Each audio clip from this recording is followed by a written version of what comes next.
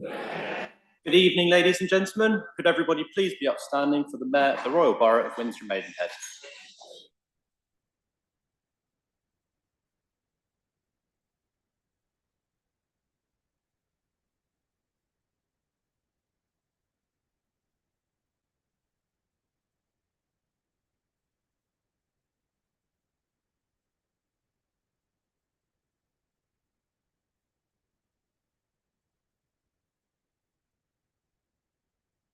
Before I open the meeting, I'd like to invite Reverend Sally Lynch to start with a prayer. Just be quiet for a moment or two. And let's gather our thoughts. In the space, let's leave behind all that's been with us in the course of this day and focus on this evening. We give thanks for all that we're able to do in this borough. We give thanks for the people of this borough and the resources. And we pray for wisdom in all that we say and think and do. And so, however we understand or don't understand God, we say, go before us, O Lord, in all our doings, with your most gracious favour, and further us with your continual help, as in all of our works begun, continued, and ended in you, we bring hope to all those in this borough, and be here for the good of all people. Amen.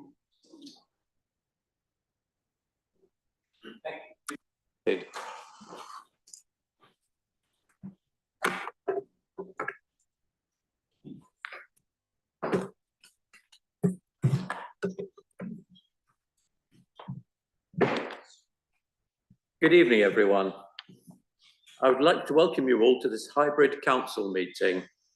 My name is Simon Bond. I'm the Mayor of the Royal Borough of Windsor and Maidenhead, and I will be chairing the meeting. The meeting is both being recorded and streamed live on YouTube. I would like to remind attendees, whether here in the room or in the Zoom meeting, that participation indicates consent to the audio and video being streamed live, and acknowledgement that after the meeting, it will continue to be available in the public domain.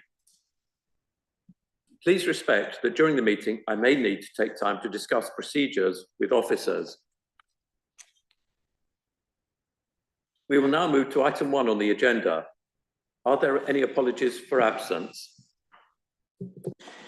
Yes, we have several apologies this evening. I have received apologies from Councillors Buckley, Councillor Gosling, Councillor Karen Davies, Councillor Coe, Councillor Luxton, and Councillor Wisdom da Costa.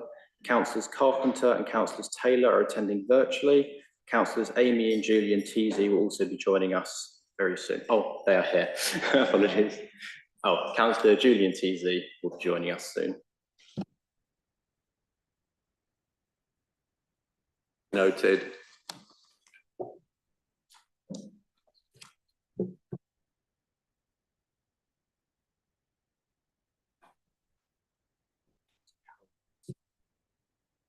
Councillor Carol da Costa. Wisdom is planning on joining us a little bit later, but if not, he'll join us remotely from Wexham Park. Thank you.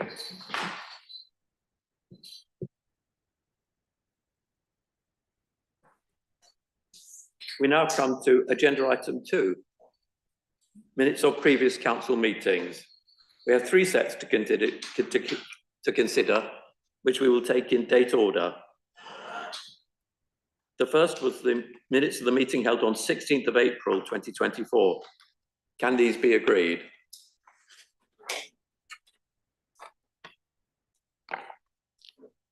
The second was the minutes of the annual meeting of council held on 14 May 2024. Can these be agreed?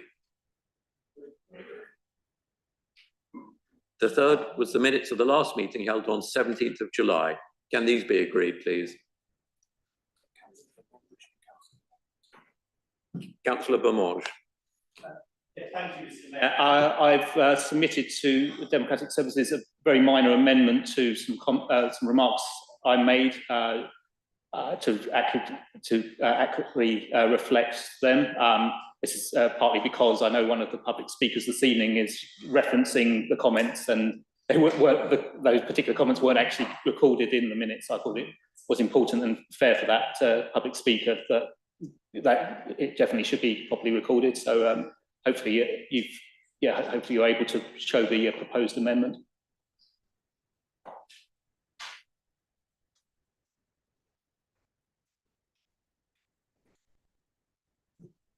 I'll move on to Councillor Knowles. Thank you, Mr. Mayor. It's probably related to the same points, to be perfectly honest. So, excuse me while I turn my device back on. Disagree with Lisa. It's to do with that motion around making that golf club, and particularly the back end of the comments you made in the introduction, where you said, or it's in the minutes, you said you explained that a variation to the original contract pushed back the on-stop date in quite a short paragraph, when the actual wording was a bit more, which I sent in to Democratic Services in the week, which the wording actually was, quoting, I found as originally executed, the contract had a long-stop date of 31st of August 2023, which meant that the council could have withdrawn without facing penalties after that date if the golf club lease was not surrendered. However, in November 2022, just 6 months prior to the local elections, the previous administration agreed a variation of the contract that pushed back that date back.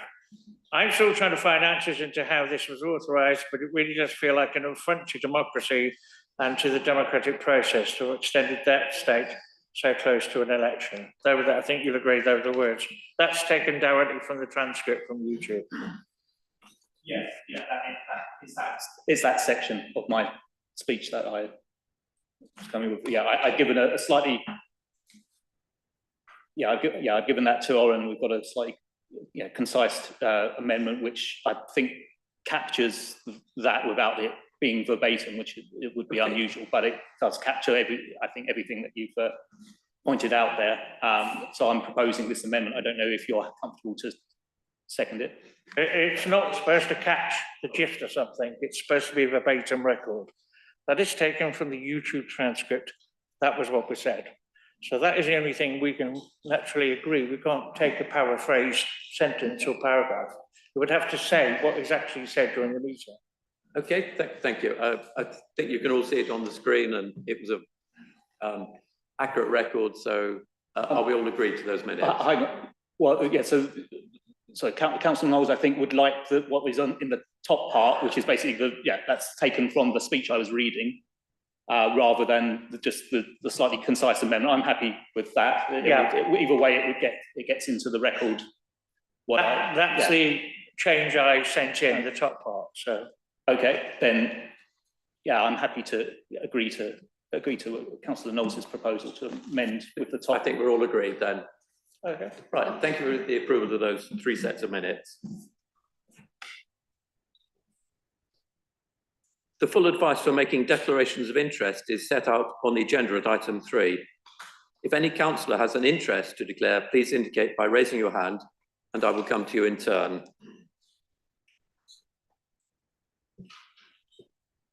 Councillor Price.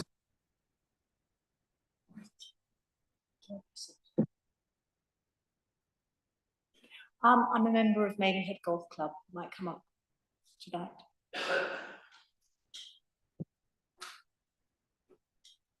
Thank you.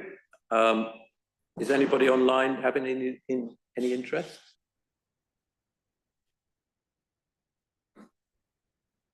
Right, thank you. Right, we now come to agenda item 4, which are Mayor's communications.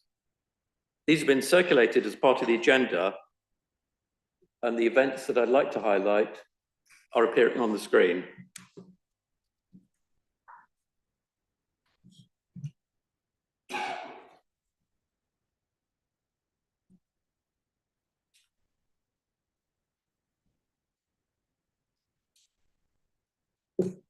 Right. Just before I start on the events that I've attended, I would just like to note that Councillor John Story has resigned from the council. Those of us elected before 2023 know him as an outstanding mayor and a model for all who follow. I hope it's acceptable if I ask perhaps one of the other Ascot councillors to send John and Barbara all our best wishes. Thank you.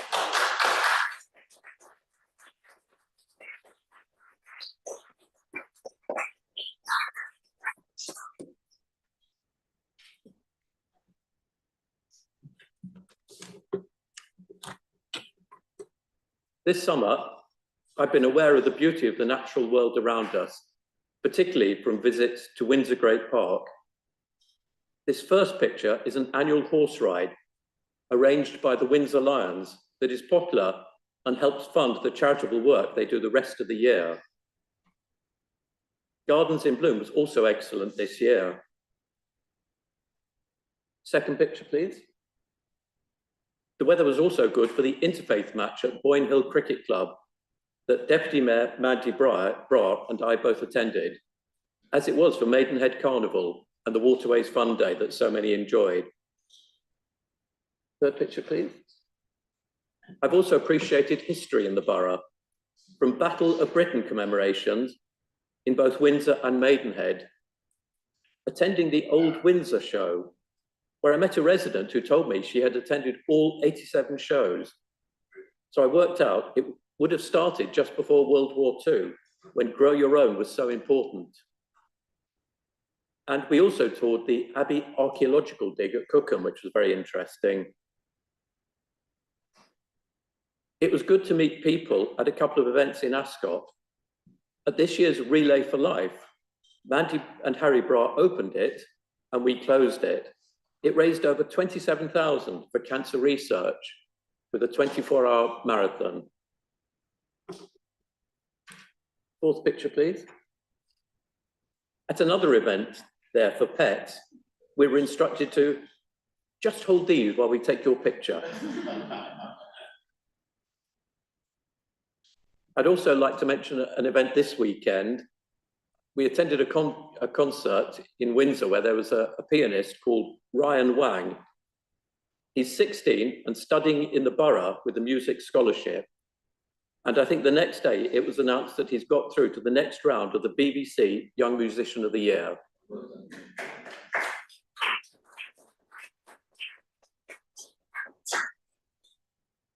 Lastly, I'd like to thank all of you who are later this week going to be supporting the event for the Alexander Devine Children's Hospice, I beg your pardon.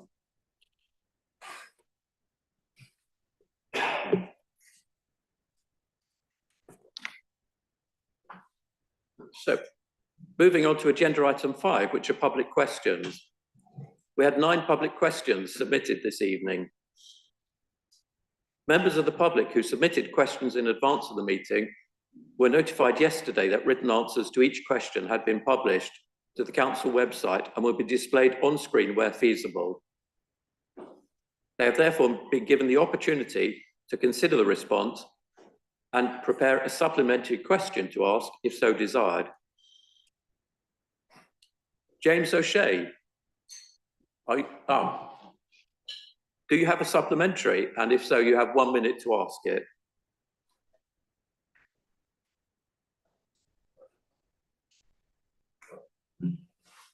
Push screen. Oh, turn it on. Right, there we go. Okay. My thanks to Councillor Werner for his written response. My question asked why the councillors were unaware of the timeout scheme and why, when I contacted 9 of the most active members of the Facebook community, not one was able to initially direct me to the timeout scheme itself. In the 2024-2028 council plan, it states that RBWM will endeavour to ensure people live healthy and independent lives. However, whatever information was disseminated directly to councillors failed so completely in making an impact that none of those contacts could initially direct me towards the timeout scheme, or indeed to any scheme to help carers during Carers Week. Moreover, whatever information RBWM pushed out to residents, none of that made an impact with me or with the 9 RBWM councillors I attempted to engage with. How will RBWM ensure all councillors are better informed to facilitate their role in partnering residents who are seeking help on matters of this nature? Much for the supplementary question. You raise a really valid point about what the council do and Leisure Focus do to advertise all the various offers at the leisure centres. I will certainly be taking that up, especially as we are currently letting a new contract for the management of the leisure centres, which as part of that, we're going to secure the scheme for the next 15 years. We all know the benefits that unpaid carers provide to the community. Many provide 20 hours or more of care a week. We couldn't function as a society without you. The benefit is obviously hard to measure, but just in financial terms, it's estimated to be nearly £450 million a day, as much as the entire NHS. The timeout card is certainly just a very small token of our thanks. I really am happy to make sure that communications are clearer on the offers that are available, especially on things like the timeout card, which can be such a vital respite from the responsibility of caring. Thank you again for the question. Thank you. Yeah, sure. You have a second question. Do you have a supplementary on that? I do, sorry. The second one was, again, I'd like to thank Councillor Douglas for his response to my question and recognise he has taken on this role after my question was initially submitted. However, once again, I do not feel the response really answers the question. Councillor Douglas states that the best way to engage with carers is to do so directly, but what could possibly be more direct than ensuring clear information on display at these leisure sites? Additionally, it has been made clear that these schemes will not be promoted or suggested by the staff or the management of Leisure Focus. I believe Leisure Focus is contracted directly by RBWM to manage the leisure facilities that the borough itself owns. By allowing Leisure Focus to actively distance themselves from the timeout scheme, RBWM is doing the opposite of ensuring they reach as many carers as possible. Will Councillor Douglas ensure that all discounted schemes available to residents are clearly displayed at all leisure facilities across the borough, and that Leisure Focus and its staff are proactive in their promotion of these schemes as part of any future contract negotiations as the interim contract finishes, I believe, in March 2025? Thank you.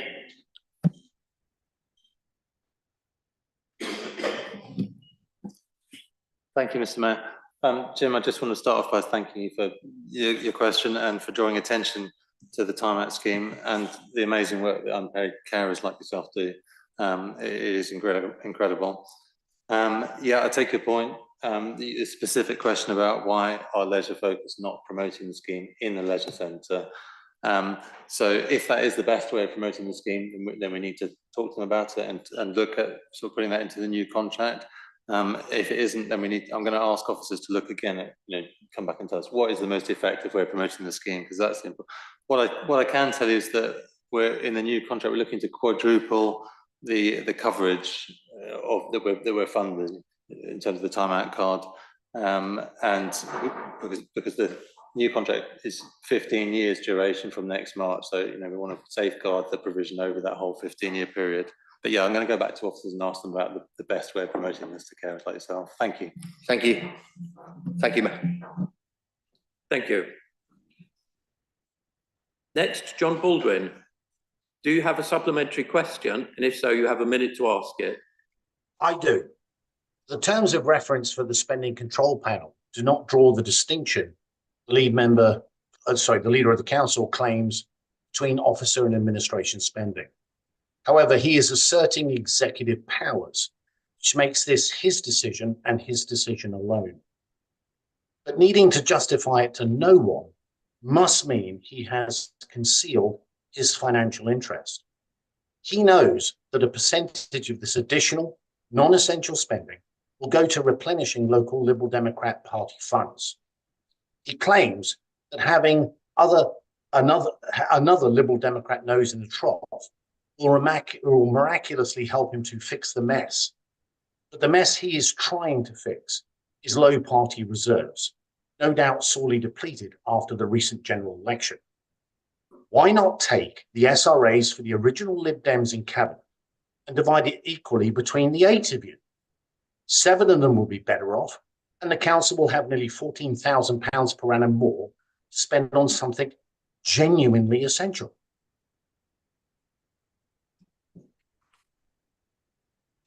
Thank you again for your question, John. It's always great to hear from you.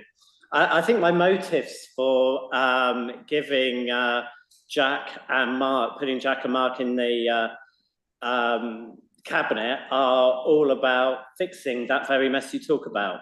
Jack has a massive reputation locally for working in the community, with the success of saving Maidenhead Community Centre when the Tories were trying to get rid of it.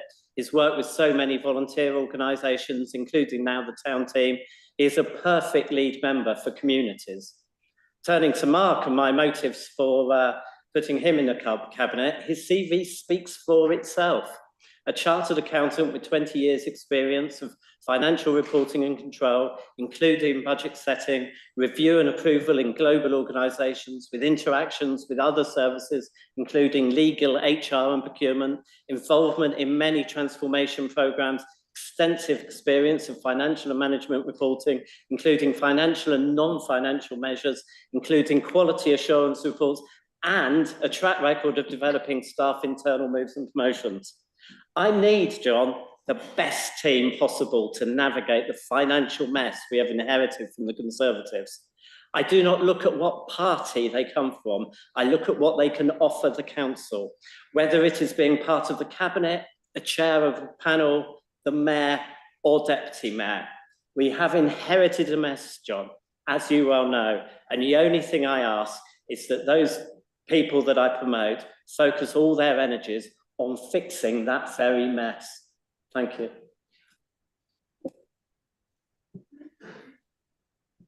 Christine Chambers. Are you in the room? No, she's, oh, in that case, if she's not here, she has the written answer and she can't ask a supplementary. The next question is from Edmund Prothero, but I understand he doesn't have a supplementary question. So on to Simon Williamson.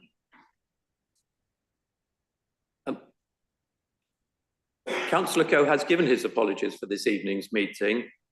So I see you've stood up, so obviously you have a supplementary question and a written response will be sent to you.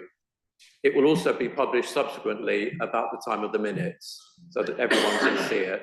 And that will apply to any other written answers. Would you like to ask your supplementary, please? Thank you. My question is about flooding. It was to Councillor Richard Coe, as you said. The answer states that's come through that a debrief in response to the January 24 floods is not yet finalised. This has been 8 months in the making and remains incomplete. So my questions are, where is it and when can I read it? Besides talking more effectively to operational teams plus a limited restructure, what lessons have really been learnt?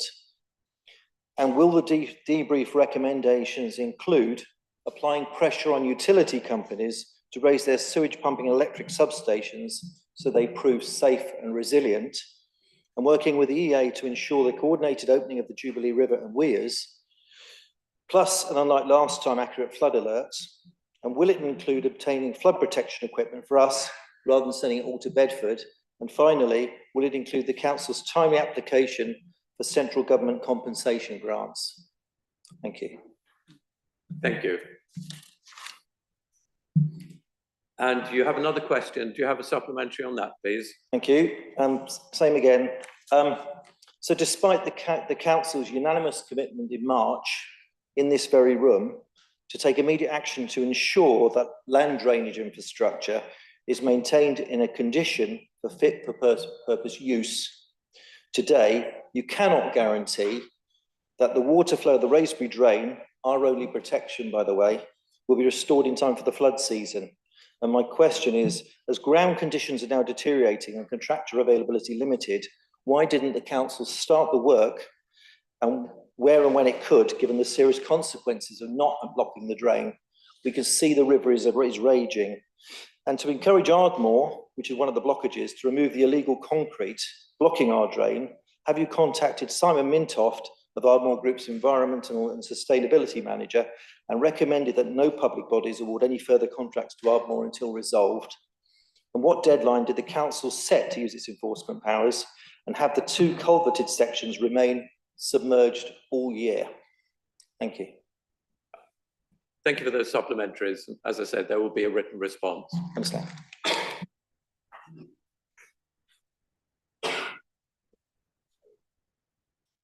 Andrew Hill, if you have a supplementary question, you have 1 minute to ask it.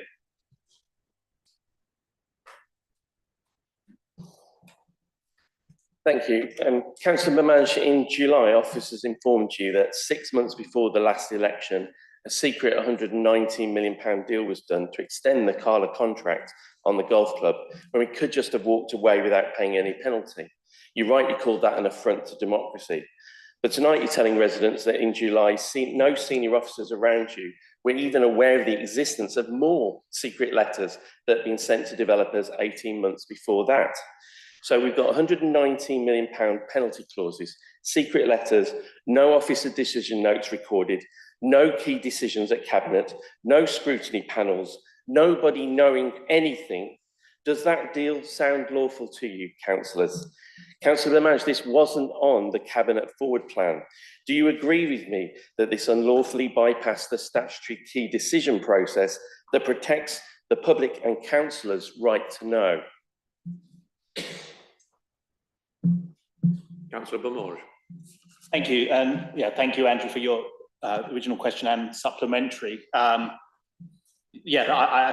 hear the shock in your voice, and I think I echo some of the shock whilst going through this investigation and trying to find out exactly where the authority lied to make this decision to extend the long stop date. As I said in July, and at that time, I was unaware, as were officers that I was working with to investigate, of exactly what authority had been used to get that, to gain that, or to allow that decision to occur.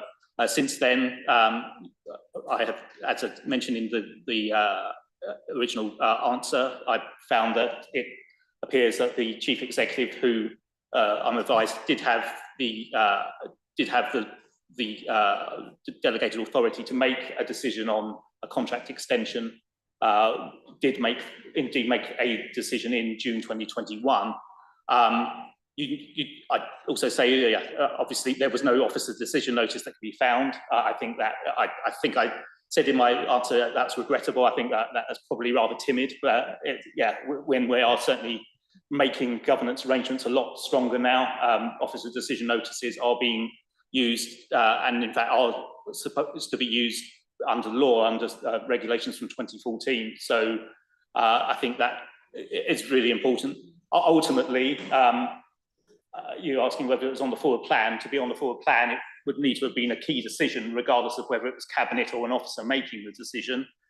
I suppose my personal view is that it probably could be considered a key decision.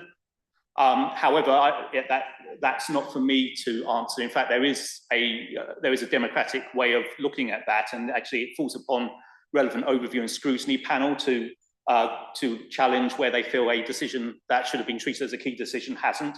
So I'm quite happy to speak with the relevant chair of an overview and scrutiny about that and see if they wish to take matters further in terms of investigating that particular aspect.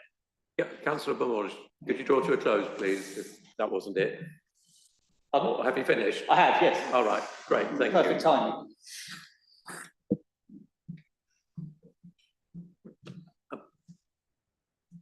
Andrew Hill, you have the second question. Do you have a supplementary? And you have 1 minute again. Councillor Jones, in February, Councillor Werner called his predecessor's budgets fake. Strong words, but I agree with him. The £200 million debt is fake. It's not our debt. The debt does not belong to residents. It belongs to the army of well-paid planners, officers, surveyors and lawyers who all took their cheques but failed to warn us about bankruptcy. At the audit panel, however, officers seemed to dispute that, saying that under the previous administration, all due process was followed and that councillors must, quote, own the decisions and the debt. You must own the Magnet deal, own Vickers Way, own the Nicholson. These were in legal terms best value due process, she said. Councillor Jones, the auditor said that the government expects you to produce an assurance report. So won't this report provide us with the best possible evidence about the fake estimates, the fake advice, the fake judgments, the fake assumptions, and the fake budgets? Yeah. Councillor Jones. Thank you for the original question and your supplementary. The problem we have is that the government, on 31st July, the government announced that any local government financial statements that had not been completed inside by a backstop date would not in fact be completed at all. For the years up to 22-23, the backstop date is the 13th of December 2024, and this deadline will not be met. For the current year, 23-24 accounts of the audit by Grant Thornton, the backstop date is 28th of February 2025, and this is still possible, but far from certain. But we can't afford further delays to that. And the impact is that early accounts need to be completed to a minimum standard, but then the audit opinion for those years will be a disclaimer, rather than assurance normally gained from an audit. So, you know, a paper will not change that audit opinion. I can see what you're trying to do, but, you know, restoring public confidence and trust is my aim in these finances. And the Audit and Governance Committee do have a key role to play. But I don't believe as a cabinet member I should influence the audit panel, which to me is like a scrutiny panel. I really am looking for, going forward, to ensure that everything we do has assurance. I can't answer the question, you know, what assurance was given then, or the evidence behind that assurance. The only thing you can have is the reports backing up the budget, those of the financial director. That is the assurance. The capacity in our finance team has been decimated through redundancies and cuts. And we need to ensure that those people produce accurate accounts for 23-24, including putting right all the misstatements and errors for the years before. And that's where our resource needs to be directed right at this minute, to ensure that this council has accurate accounts and providing assurances that at the end of 24, they are completely accurate. Thank you, Councillor Jones. Thank you to all the questioners and the answers for keeping as close as possible to the timings. We now come to agenda item 6, which is to receive any petitions presented. Oh, beg your pardon. Is this a point of order or? No, I just wanted to say thank you for saying that you're going to publish any responses that aren't verbal tonight at the minutes, and that increases our transparency, and I welcome that. So thank you for saying that and doing it. Thank you for that, Councillor Price. So as I was saying, agenda item 6 is to receive any petitions presented by councillors on behalf of residents. I have not been notified of any petitions. We now come to agenda item 7, which is the report regarding the Gambling Act 2005 Statement of Principles 3-year review. Councillor Werner, would you like to introduce this item on behalf of Councillor Coe? Thank you very much, Mr. Mayor. Every 3 years, we need to renew our gambling policy. Part of this process means consulting with various groups, including organisations like the police, Gambling Aware and Public Health, as well as the trade itself and also residents. There are some things we cannot do. We cannot extend the policy to cover online gambling, as this is dealt with by the Gambling Commission. But we have, following consultation with the public and from advice from Public Health, we have strengthened the policy in relation to protecting children based on the input from Public Health, which I really do welcome. And there are already provisions in there to protect vulnerable people, including people that are addicted to gambling. I hope you can all support the policy. Thank you. Is that seconded? Can you second? Yes. Councillor Tizzy, would you like to speak now or reserve your right? I'll reserve my right, thank you. Thank you. Each councillor has one opportunity to speak and has 5 minutes to make their point. Councillor Knowles. Thank you, Mr. Mayor. I was going to have a bet on who would second that, but obviously. It's a worthwhile thing, we have to have it. I'm pleased to note that some of the suggestions made by the various consulted bodies have been adopted to strengthen the wording. It is a moving goalpost every year and it does change quite. I don't think we have a plethora of betting shops anymore around the borough. I think it's only a handful now. As I said, you mentioned, most betting is now moved online, hasn't it? Which is out of any of our jurisdictions. So I wholly support the report.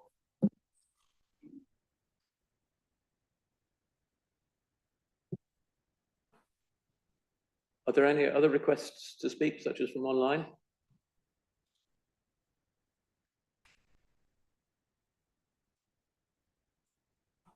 Right. Yeah. Councillor Tizzy, would you like to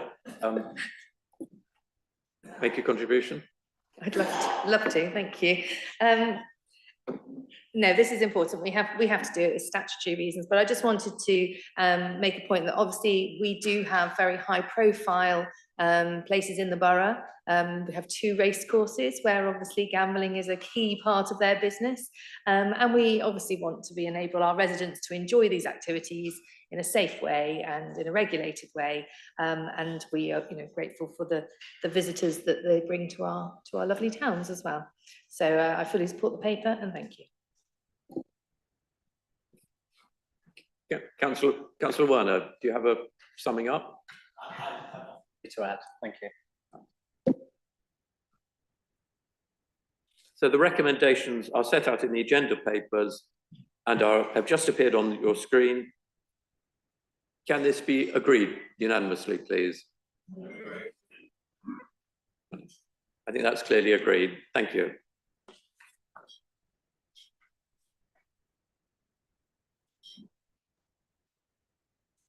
The next item is councillor questions. We have 6 questions this evening. Written answers have been shared and published to the council website. Councillor Buskerville, your question is coming up on the screen. As Councillor Coe has given apologies for tonight's meeting, do you have a supplementary which can be responded to in writing? You have a minute. I have, but Councillor Coe has said he will write to me. Right. Thank you.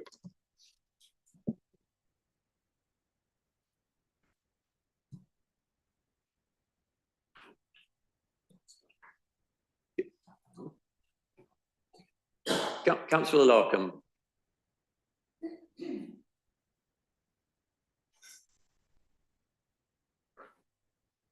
Thank you, Mr. Mayor. Are you asking me a question? Well, I'll ask you if you have a supplementary question. Oh, sorry, do I have a supplementary? I do indeed. We're going round the same loop again, Mr. Mayor. Datchet, Horton and Wraysbury did not get improved flood protection as part of the Maidenhead, Windsor and Eton flood alleviation scheme that was built between 1995 and 2002.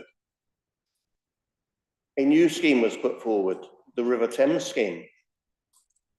It was all drawn up, but when it came to partnership funding, which is a mandatory Treasury requirement, this council could not find the money. Either didn't have it or wasn't prepared to put it into the kitty. And our channel, River Thames scheme, Channel 1, which went through Datchet, Horton and Wraysbury, was removed from the scheme in 2020. That's the remainder of the scheme is still going forwards. The Environment Agency now have a new scheme called the Datchet to Hithe End Flood Improvement Measures. I'm sorry, I only have 1 minute. It's very, very complex and lots of money. But I would like to see this council actually say how much money they are happy, willing and able to put into the scheme. If they have no money, then you should say that now, Mr. Mayor. You should actually say that rather than have the Environment Agency waste another, however, probably £15 million they wasted last time, developing Channel 1. Thank you, and Councillor. not taking it forward. Thank you. There will be a written response. Thank you very much. So thank you for the question. Councillor Price. Councillor Davies has also sent apologies for tonight's meeting. Do you have a supplementary which can be responded to in writing, please? You have a minute. Thank you. While gravely disappointed, I understand the reasons why a full community governance review cannot proceed at this time, although I'm perplexed as to why there is a 50k cost to this. It is galling that the views of 2,431 Windsor residents were ignored by the last administration.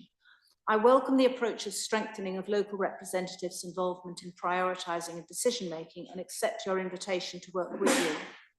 The Constitution for the Windsor Forum permits it to spend money if permitted by Cabinet.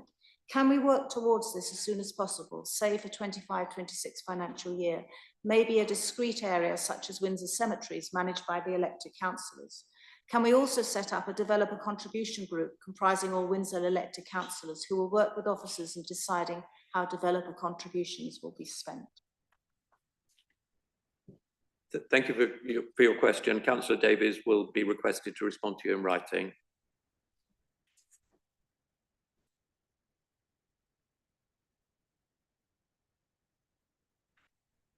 And do you have a supplementary to your second question, please? Again, you have a minute.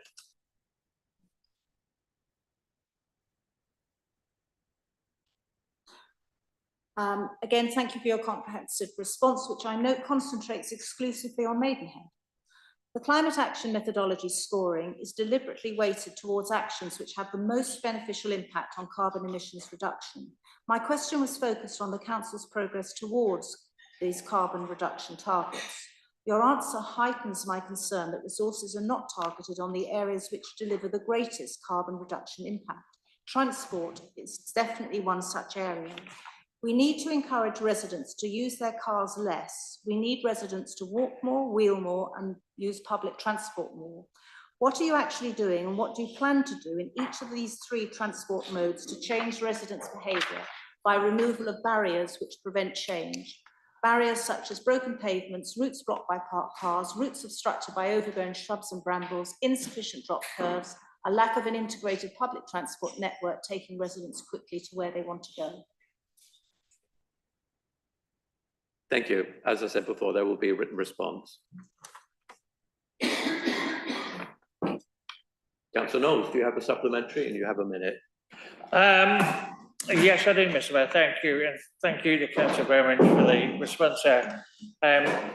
It's the point about where things are appropriate to be shared in part two. And I feel as an elected member being expected to make decisions when we're not in possession of all the facts, it loads risk onto you because you're telling us your opinion added on to somebody else's legal opinion. So that's a double opinion. And the phrase you used was, it is likely not.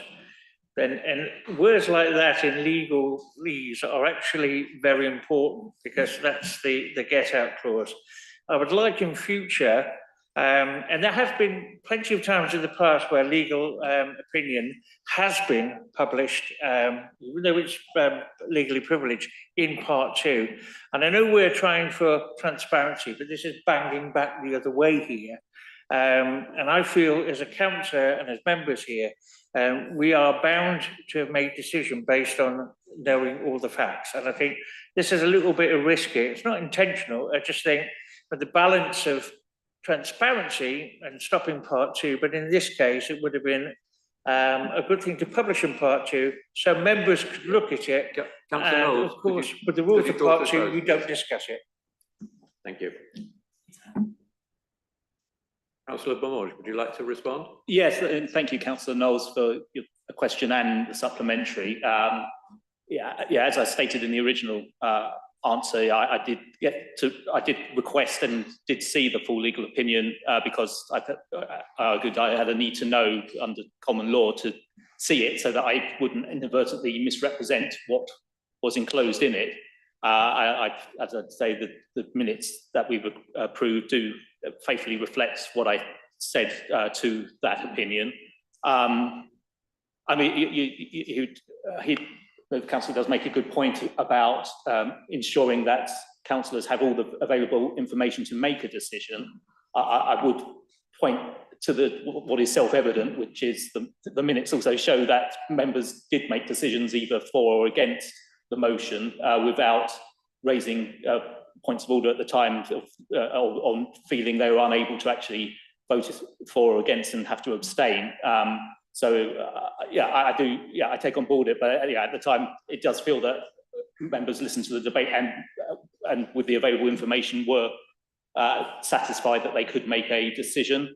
Legal, at the end of the day, legal privilege is something that is required, and in certain circumstances where we feel that the legal advice could be important in future legal proceedings, and that for that reason the full advice was not published, but the synopsis was, and like I say, I gave my response. But you're right, the risk is on me in that circumstance, and I stand by the comments I make.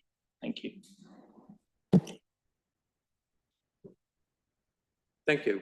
Councillor Knowles, you have a second question? Thank you again you have a minute again. For your measured response, Councillor Beaumont. It's following on from a point made by Mr. Hill and other people.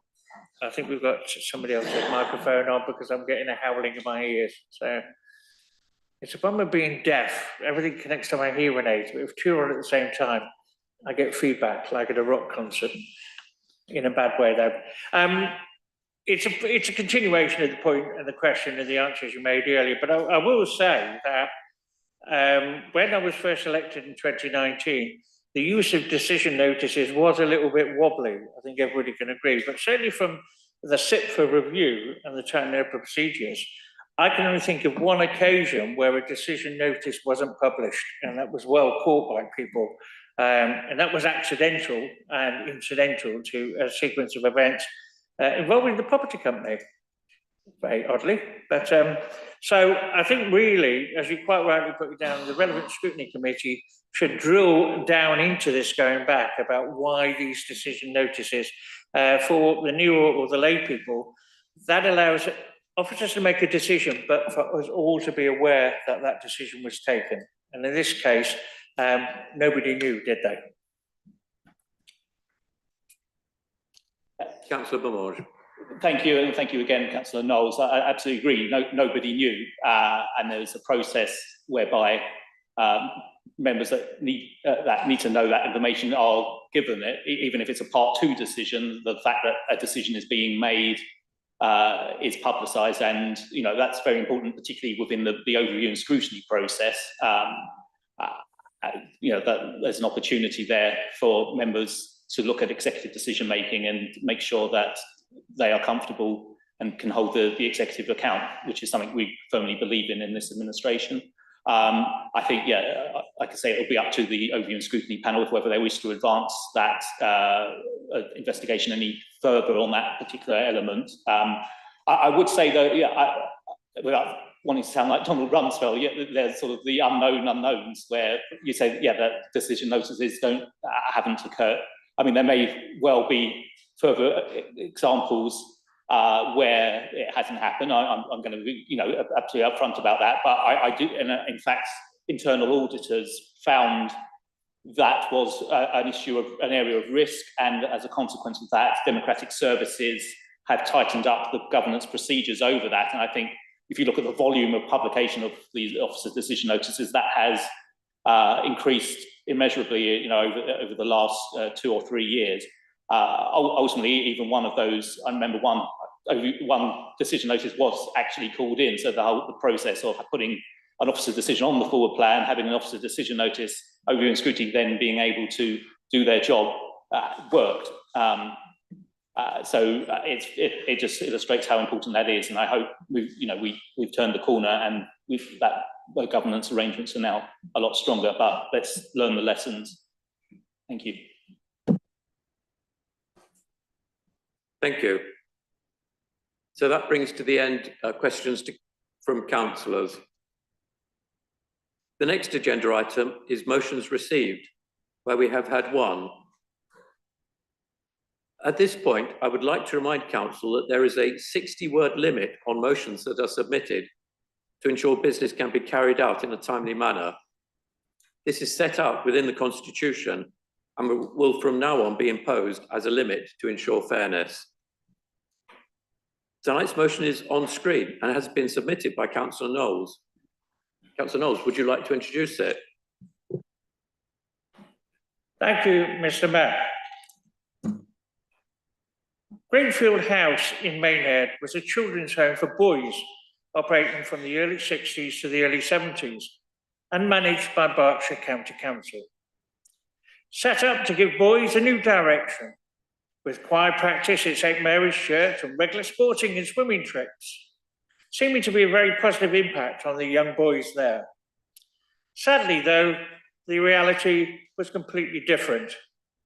Between 1964 and 1970, Don Prescott ran the place with brutal discipline and sexually abused the young boys entrusted to his care. In addition, it's alleged that he rented out the boys to paedophiles as far afield as the Midlands and East Anglia. Victims actually lost count of how many people abused them over time. Victims described, for example, going to church to sing in the choir and seeing abusers in the congregation. Don Prescott left in some haste in 1970, and the home closed a few years afterwards. Don Prescott died a few years ago, so he's not here to answer for himself. Berkshire County Council ceased to exist in 1998, and all the facilities like this fell into the geographical responsibility of the successor councils. RBWM never ran this facility. These then are the facts, but I would also like to draw attention to the damage to those victims' lives caused by this abuse, and all made worse by the seeming inaction of the authorities tasked with keeping them safe. It took until 2000 for a survivor to come forward and initiate police action. There have been none up to that point. It appears, though, that social services were aware of some of this, and there must be something that triggered Prescott's removal. That's what is unresolved. Who knew what and when? And why was there not police action taken at the time? I know that child protection was different in the 1960s and 70s, but this is a pattern of serious assaults, which I find it hard to believe that no action, investigation, or questions appear to have taken place. As RBWM scopes opening a children's home in the borough, I think it's a timely thing to address these matters.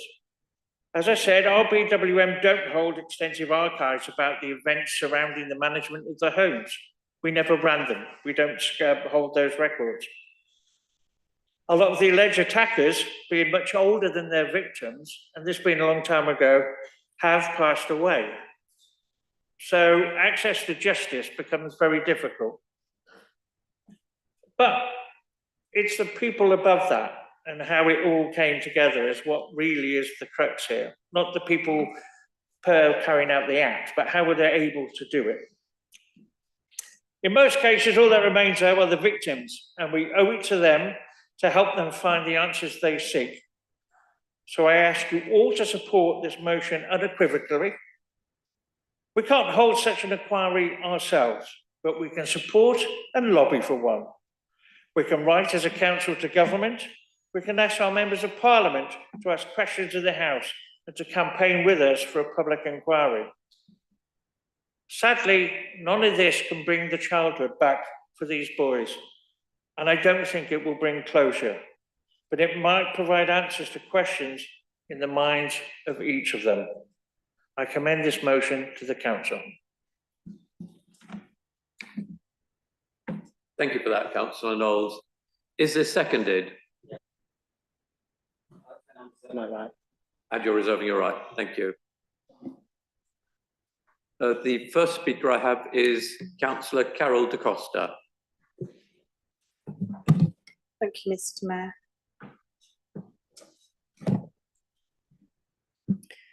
There are some very important reasons why I and you should support this motion. The first being transparency.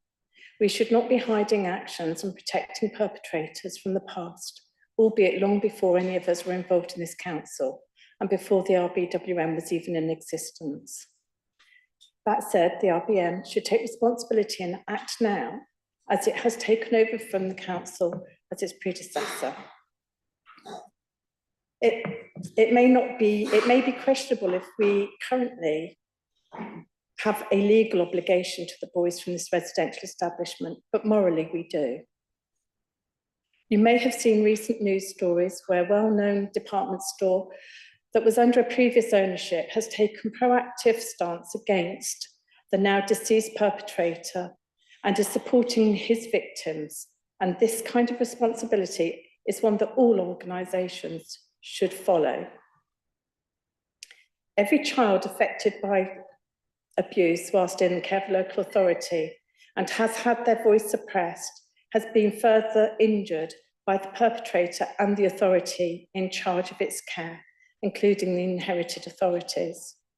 I'd like to emphasise that this is not isolated to this establishment, and reports are prolific throughout the country and includes numerous councils, some of whom have acted in a supportive manner towards their victims. I speak as a care experience survivor who was placed into residential care as a place of safety from my abusers.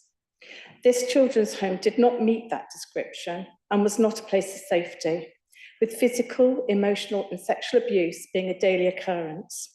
As such, I understand the harm these boys have lived through and the need for them to have their experience acknowledged.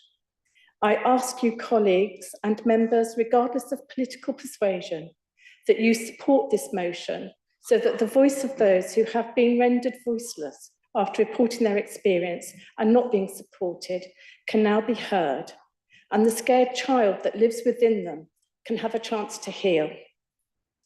Can we please ensure that this is the beginning of a process of openness and supporting the many now adult survivors of abuse whilst in care of local authority can have their trauma acknowledged and find their voice and their healing? Thank you.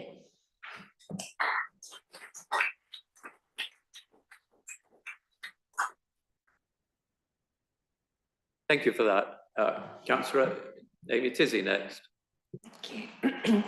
And I just want to start by thanking Carol Da Costa because I'm sure that some of this debate may be very triggering for you and for other people who've experienced sexual and other types of abuse. So thank you for being so open and honest. And I apologise if any of the remarks made in the room do cause those feelings of distress.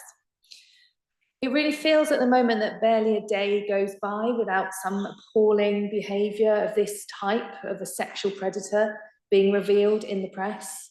We're getting it from all sides. We're watching in horror as abuses mainly against women and children are revealed.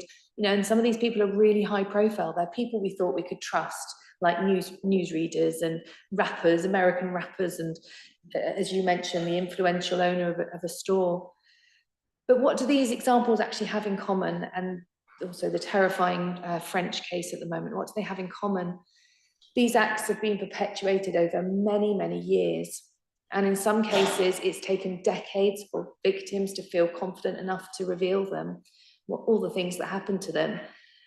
And these things have been kept hidden for so many reasons. But now, a lot of those cases the doors are being thrown open. The light is starting to flood into those corners that have been kept hidden. And we're all learning about these dreadful things that have happened. And that's what must happen in this case as well. Now, in July this year, RBWM agreed to recognise people who are care experienced as having a protected characteristic. And that meant that we felt that we have a duty to people who've experienced care, not just when they're in our care or in the short period when they're technically care leavers and just left our care, but for the rest of their life. And I said at the time that caring is a doing word, it's a verb, it's something we have to do. And in this case, we have to put our money where our mouth is. We have to do what we said we would do and stand up for care experienced young people, however long ago their care was, and we have to show them that we still care. And I think by supporting this motion, that is the first step in showing that commitment. And I encourage you to support it. Thank you. Thank you. Councillor Beaumont. Thank you, Mr. Mayor. I'll make a couple of brief remarks. First of all, to say I fully support this motion and to thank Councillor Knowles for bringing it forward this evening. I wanted to point to the fact that I'm sure many members are aware governments have held public inquiries in the past, and in fact held a wide-ranging public inquiry from called the Independent Inquiry into Child Sexual Abuse, which published its final report in 2022. Greenfield was not one of the kind of case studies that they looked at when it came to residential care homes, but I know they focused on places like Lambeth and North Wales, and the findings and investigations in those cases were harrowing. But just because that inquiry has concluded, it certainly doesn't draw a line under the issue, and I fully support going in and having a new public inquiry and lobbying for that for Greenfield, and to learn so that we can find the specific truths of the circumstances that occurred in that residential setting. Ultimately, it may happen. Whilst these things happen many decades ago, it's not. It should never be considered historic abuse. It's non-current abuse, because ultimately the victims of abuse, live through the trauma every day for the rest of their lives, and we mustn't lose sight of that. As a slight side issue, that going back to that inquiry, I think what's very important when you hold an inquiry, it's not just one of the points is to get recommendations, and I think an inquiry needs to be independent and to set its own terms of reference. Ultimately, when it makes those recommendations, it's important then that government takes those on board. I know government were preparing to incorporate certain elements of the recommendations from that 2020 from the independent inquiry into legislation. Unfortunately, because Parliament dissolved certain provisions such as mandatory reporting, which is something I think you alluded to in why were social care not reporting what they were seeing. That's still not a statutory. There's still not a statutory duty on the statute to do that. I think it's vital that when those recommendations come out, that they're followed through. So, I will certainly speak to a member of Parliament and can talk to him after this meeting, and hopefully write a letter to the Home Office and make sure that the new government is going to be taking those recommendations forward. I think that's really important, and certainly we need to learn the new lessons from a new inquiry, specifically on Greenfield, and find recommendations from that as well. Thank you. Thank you. Councillor Crowe. Thank you. So I saw it mentioned on social media, and I thought it would be remiss not to address the point that the person raised regarding the length of time that's passed since these abhorrent crimes were committed. And the fact is, yes, a number of decades have passed since these abuses took place, but time does not magically resolve the pain and suffering endured by the victims. And time does not erase the fact that justice has not been served either. And I appreciate many will escape justice because they are no longer living, But until a full judicial review is carried out, we just don't know.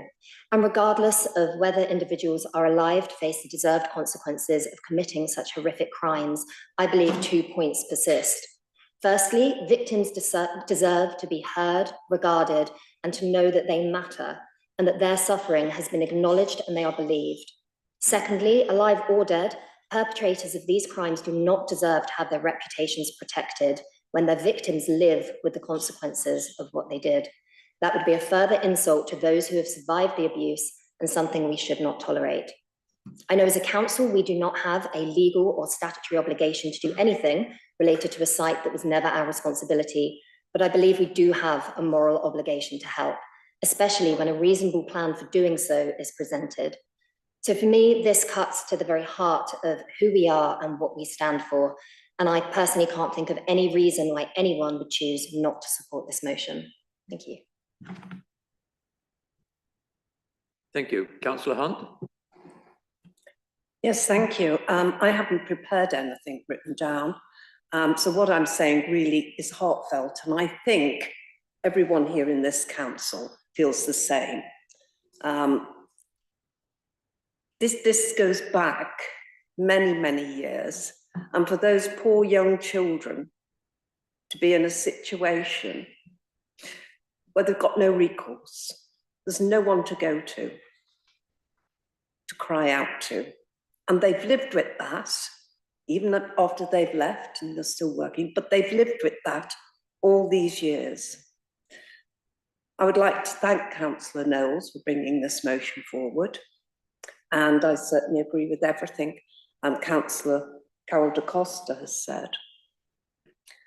This is very, very emotive. And this, hopefully, there will be a public inquiry, will be long overdue to the terrible legacy these poor children and men now carry. Thank you. Thank you. I see no more speakers, so Councillor Werner. Beg your pardon, Councillor Wisdom Da Costa. Thank you, Chair. Councillor Knowles, thank you very much for bringing this forward, and Councillor Werner for seconding this. It's important that the truth comes out. It's important that we hold perpetrators to account, whilst we still can. Unlike the victims of Jimmy Savile, Mohammed El Fayed, and many others, we've got the chance to bring some justice here, and at least to shed light. An inquiry would shed light on some of the things that have happened. It would call very widely for evidence from many institutions, including the Church of England, who I understand have evidence, including the police, our own former social services. So, we must push forward with this. We should not keep apologising for not holding people to account whilst they were alive. Now, I know that I understand, I should say, that one of the individuals may have passed on.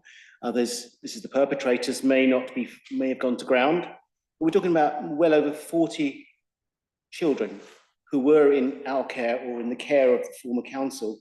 And we assume those responsibilities as corporate parents.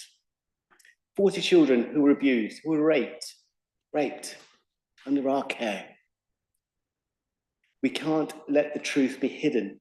We must unturn the truth. We must be open and honest, transparent in our actual investigation, so that there is an opportunity for people to come together, I won't say in a non-judgmental way, but certainly to share evidence openly, so that these children who are now young men whose lives have been blighted. Can you imagine that? If it was your child, they were raped when they were children, and then the rest of their life, they can do very little because they're so traumatized by what happened to them that life becomes unimaginably horrible. No chance of being a doctor or a counsellor or an officer.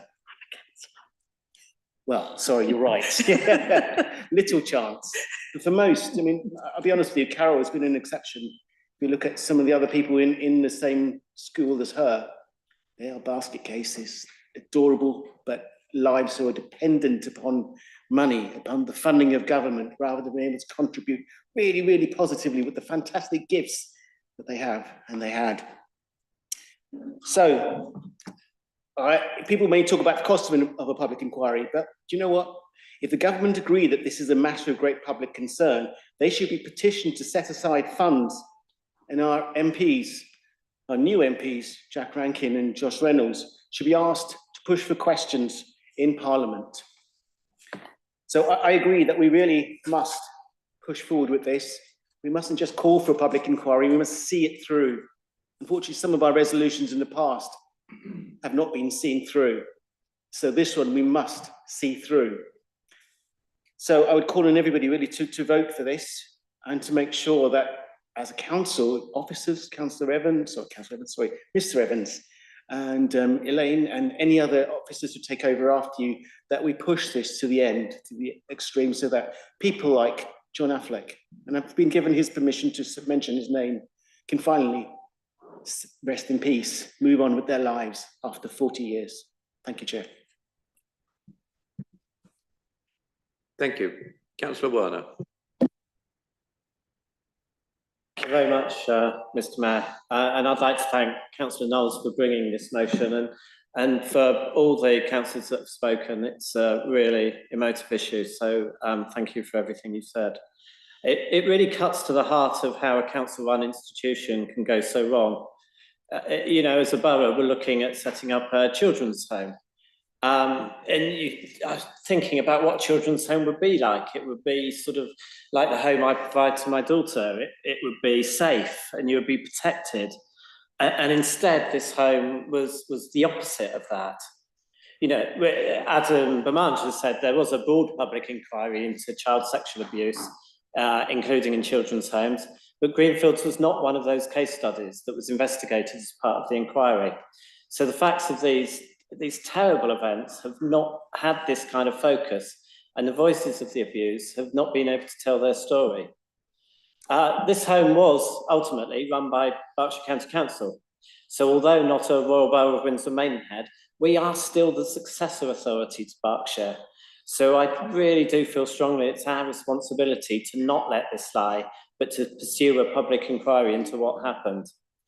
Just because time has passed, this happened in the 60s and 70s, that should be no excuse to kind of brush this under the carpet. It needs to be brought out into the open. So please do support this motion, and I get the feeling everybody is, and bring this, quite frankly, it's a stain on Maidenhead. Bring it into the open, learn the lessons, and try and give some small relief to those survivors who suffered so much. Thank you. Thank you. Councillor Knowles, would you sum up, please? Thank you, Mr. Mayor, and thank you for the contributions. It is emotional, and I do appreciate exactly where you're coming from. I will say that there are ongoing inquiries into localised abuse. Kent recently reported, so there is precedent for this. For the procedure, the Cabinet Office instigates them and they're funded centrally, so there's no drain on our resources. And to be quite frank, there's very little we actually hold in information about this, because this, you know, the whole authority preceding it wound up in 1998 and the homes closed in the mid-70s. So there is very little information around anyway in the National Archives. I know because I've found most of it, but there's other stuff out there which we don't have access to and the local authority don't. So if we could run an inquiry and an investigation, I think that would be the way we would take it, but we can't because it was not under our responsibility, jurisdiction or management. It's also, I love the phrase from Councillor Tisdale, shining a light on these things. And that's what it's all about. And I see it as a two-tiered thing. At the one degree, you have the criminality and the depravity of the abuser themselves. However, they were given access.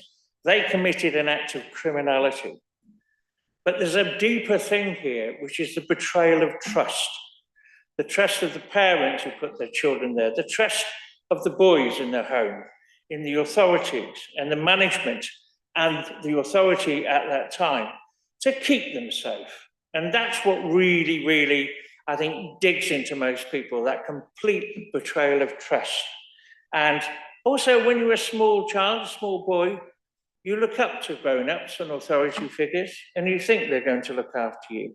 And I can't imagine what it would be like to go through your life never being able to have that reassurance or that comfort blanket. That's what is the most tragic thing about it.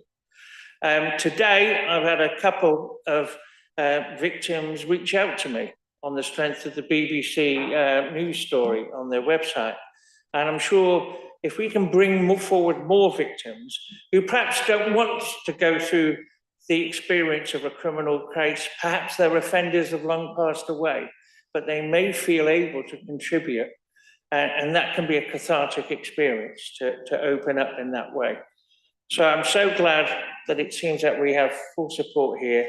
And I'm just hoping it will move us down. It will be a long road, but I've already been reassured that our members of Parliament fully support this and will be working with us to raise the profile of it in Parliament and with the Cabinet Office.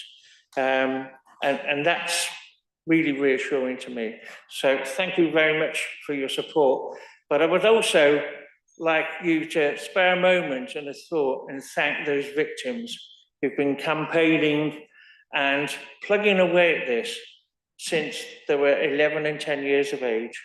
And they're the ones who deserve our thanks for persevering with us. And I hope this moves us down the road to getting some sort of answers in the end about what exactly went on. Thank you very much.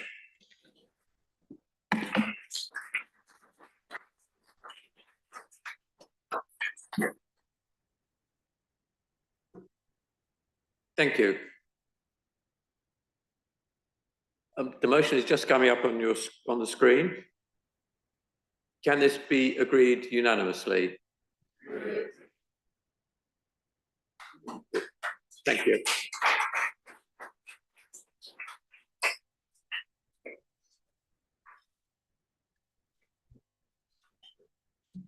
Good. Well, thank you for that debate. This now brings us to agenda item 10, which is the report regarding the Council's political balance.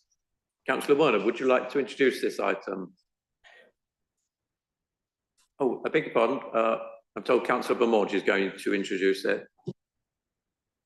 That we are sort of co-authors on the report. Thank you, Mr. Mayor. Yeah, I won't say much about this. Essentially, every time there's a shift in the political balance within the council, we're required as full council to consider a report on the consequences of that change in political balance and ensure that the committees are properly constituted with the right numbers of members of different political groups. As the report sets out, there's a couple of changes which have occurred. One is that Councillor Kashmir Singh has left the Liberal Democrat group and in joining the Labour Party is not attached to an official group within the chamber now, as a group is defined as needing at least 2 members. Also, as we heard at the start, Councillor John Storey has resigned as a councillor, and therefore officially the calculations need to be done on the basis of the 40 members and 40 seats which are currently occupied, ignoring the casual vacancy. The actual result of all that is nothing. Actually, we end up with exactly the same composition in every different committee that we had before those changes. And I should point out, of course, once after the vacancy is filled from the by-election, we'll need at the next full council again to consider a political balance. Obviously not judging who may be elected, but obviously that will make a change to and that we'll have to consider again. So I'll leave it there for members to debate, but essentially this is a duty that we have, and so I will leave it to the floor. Thank you. Thank you. Councillor Werner, I gather you're seconding. Are you reserving your right or speaking now? Reserve.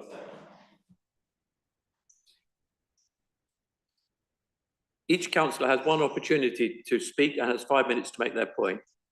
Does any councillor wish to speak? Councillor Larker.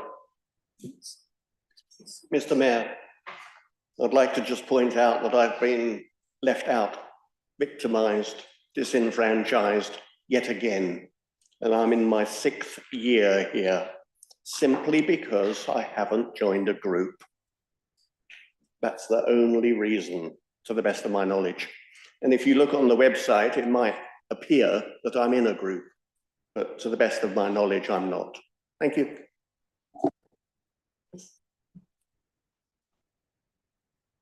Thank you. I see no one else wishing to speak. So, Councillor Werner, please.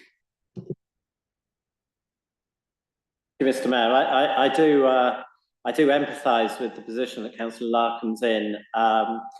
I'm always willing to include, give Lib Dem seats to councillors of other parties that are underrepresented because of the way the law of the land lies. And for instance, the two DeCosta group over there have a number of Lib Dem seats that on panels that they very ably serve on, and very happy to have a conversation with you if there is anything particularly you would be interested in joining. I know I put you on the flood panel, for instance, already, but I don't know whether that's your one interest. You're pleased with that, good. But do come and talk to me further, which an offer I made last year as well. Thank you. Thank you. Councillor Beaumont to sum up. Not much to say. I think Councillor Werner's covered the point I was going to make to Councillor Larkham. And yeah, obviously that affects both Councillor Larkham and Councillor Kashmir Singh as well. I can see you're sitting next to each other. Maybe you can come to some kind of arrangement, but I'll leave that in your hands. Anyway, I'll leave my remarks there. Thank you. The recommendations are set out in the agenda papers and are now on screen. Can this be agreed unanimously? Good, that's clear. Thank you.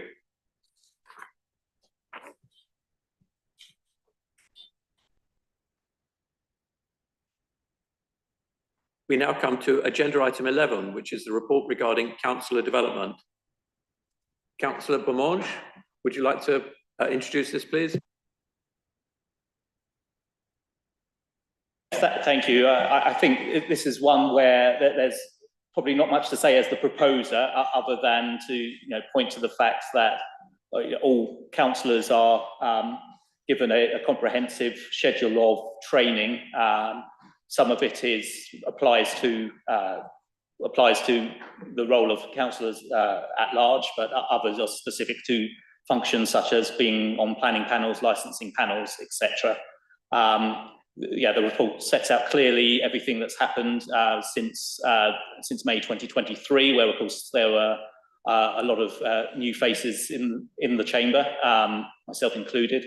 And I want to, I guess, put on record my thanks to Democratic Services for organising that, and also for bringing in where appropriate external speakers, and really emphasising the importance of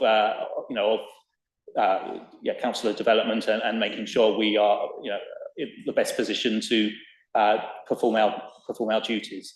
So happy to propose this, and hopefully councillors can consider and make suggestions of any, particularly any training that they feel is lacking, or that they'd like to see in the future. That'd be really, really valuable this evening. Thank you. Thank you. Is that seconded? Councillor Werner, are you reserving your right? Thank you. Councillor Julian Tiss. Thank you, Mr. Mayor. I'd like to thank the officers for this report. I think this has the potential to aid transparency. I feel It can be improved, however. I think what I would want to know is what exactly does this tell us? Have all councillors performed the training that is required and or recommended for their role? I don't feel it's as clear as it could be from the report. For example, the very first line, I see it has 36 out of 41 councillors completed introduction to planning. Now, is that good? Well, possibly. I imagine if you're not on planning, have no intention of ever being on planning, then maybe you don't need to do the training. On the other hand, if you are on planning, it's absolutely imperative, as we all know. And so I think it would, we want to know who is it that hasn't done, or has everyone done the required training? Because there are real consequences. In the case of planning, it's not just an inappropriate, approving an inappropriate development or refusing an appropriate one. There's the costs, real costs could accrue to the council if you even say the wrong thing. And actually, I think that's true for any committee. There are consequences if we get it wrong. And I would actually just like to highlight one, which is actually not listed here. So last week, on the 16th of September, we had the Berkshire Pension Fund Committee. At the meeting, we discussed the highest rated risks of the pension fund. The second highest rated risk was that committee or board members don't have the appropriate skills or knowledge to discharge their responsibility, leading to inappropriate decisions.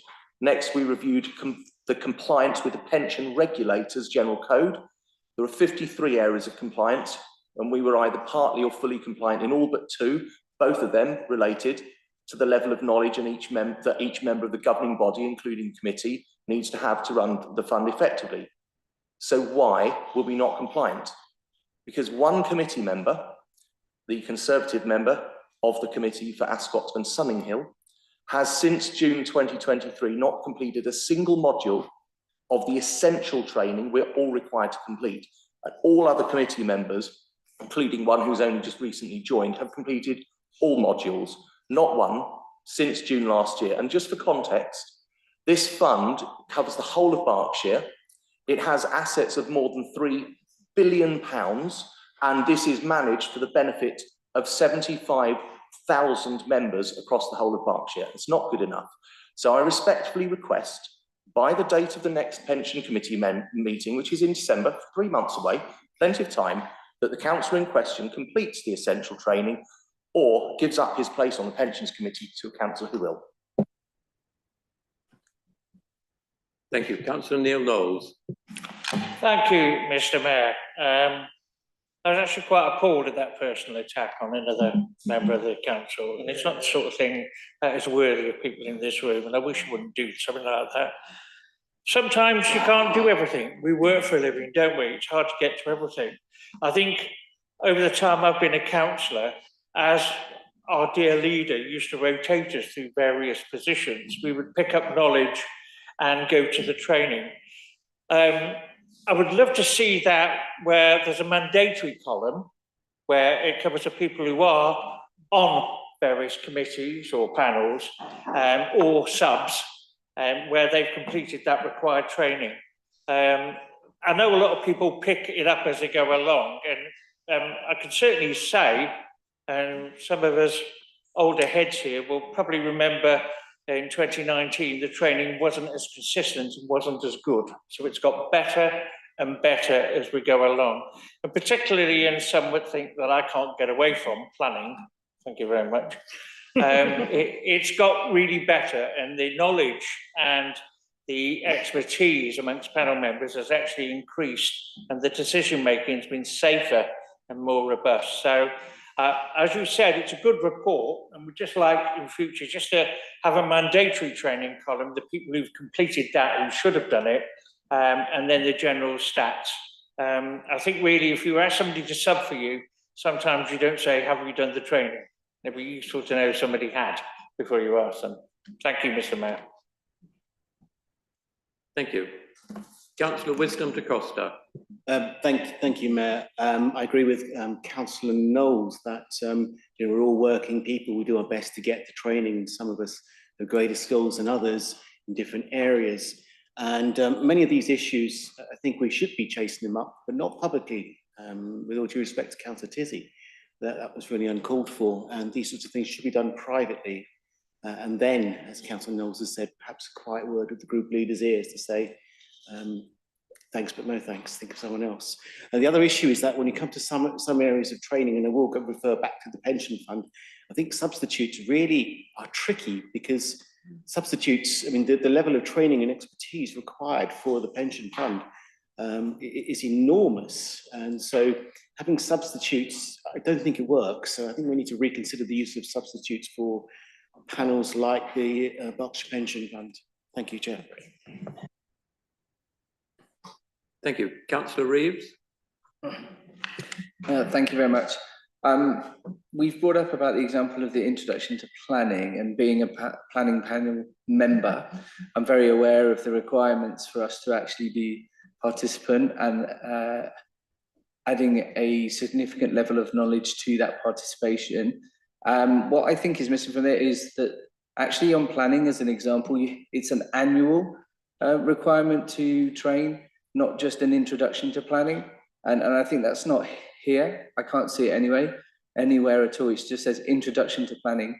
And there is a requirement for a yearly renewal of that training. So I also would like to actually have on here where it's clearly stated that a training needs to be repeated year on year. I know that we've had an incident recently where we took the responsibility to have to lose 2 panel members because of the lack of awareness around that particular yearly renewal.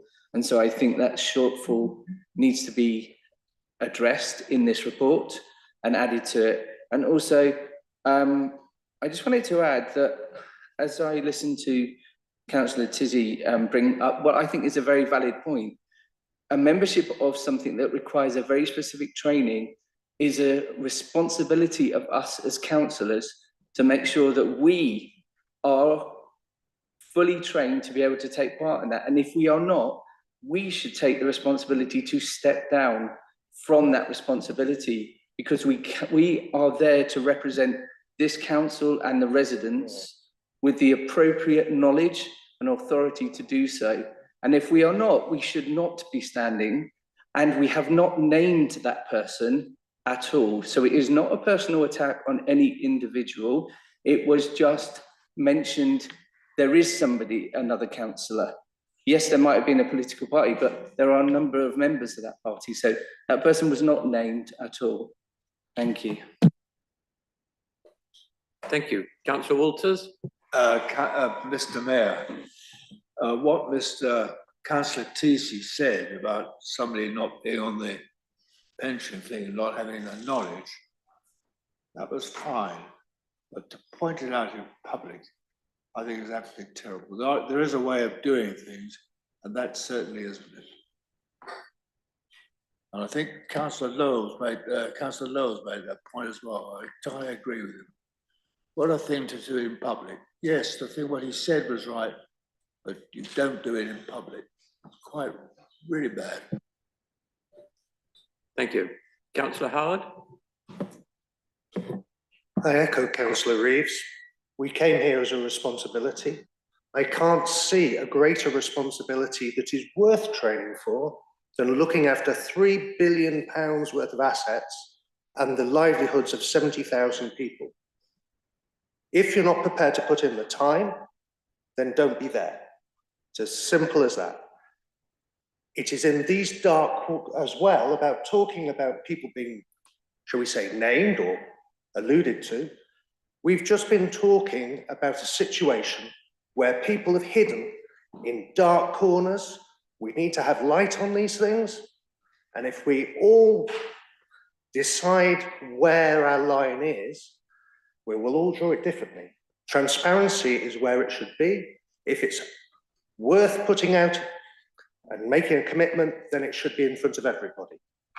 So I think is that people should step up and do it or don't, and leave the room on that time.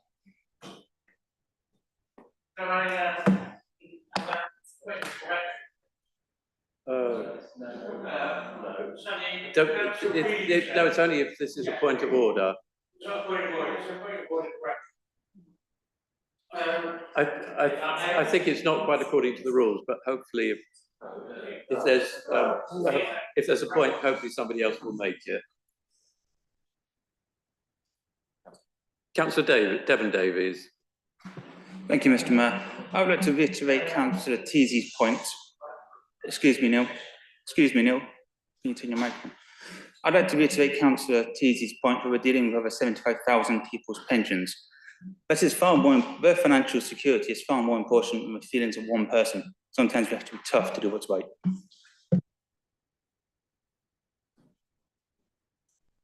Councillor Knowles, you have already spoken once in this debate, so I'll go to Councillor Singh. It's a point of order here. It's been alluded that by Councillor Reid that Councillor Tizzy didn't identify the councillor that was involved in not being up to date, where Councillor Tizzy did say it was the member for Ascot. Councillor Neils, Councillor Knowles, I'm told this is not a point of order. I think we have heard what you've said, so Councillor Kashmir Singh. Thank you, Mayor. I'd like to make the point, if you haven't had the training, what about the people who miss consistently the minimum requirement to attend the panel meetings? Should they automatically be struck off?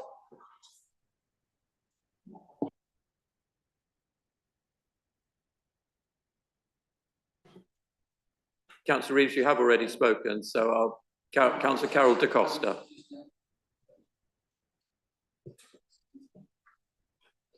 Sorry, did you want to make a personal statement?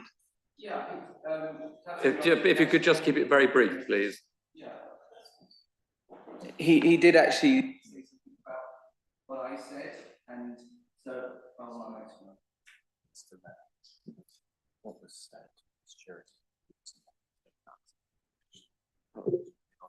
Okay. Thank you. I'm advised that that wasn't a sort of correct procedure. So I'll call Carol Da Costa, please. Okay. Thank you, Chair. I just want to bring a little bit of light to this because obviously things have been brought out that may or may not have been done in the right way. But every councillor and every officer in this room is a corporate parent. And I would just like to bring to your attention the total respect training and just ask that you take that as being quite a serious one to undertake yourselves, because we should all be doing that. It's not compulsory, but it's something that we should all be doing. And I know that there's probably very few councillors in this room that have undertaken it. So I'd just like to bring that to your attention and ask you all to take it seriously. Thank you.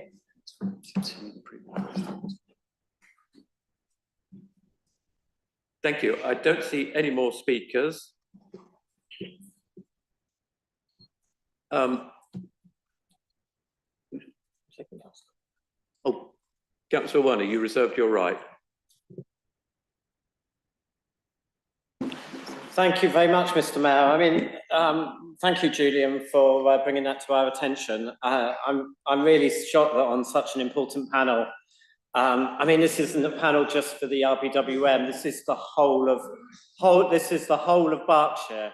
So it could end up a real hit on our reputation.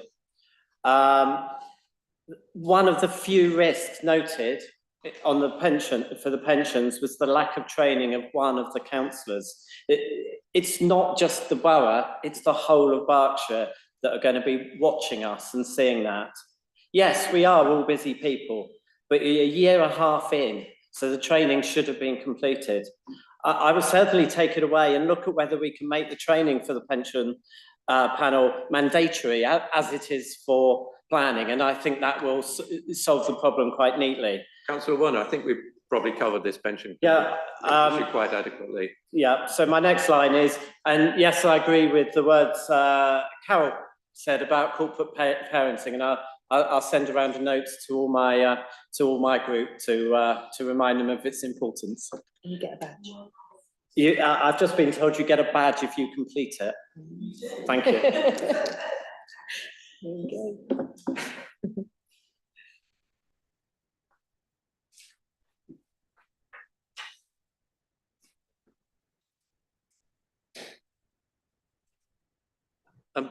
Two people have asked to speak, but they've both already spoken. So I will now ask Councillor Beaumont to sum up.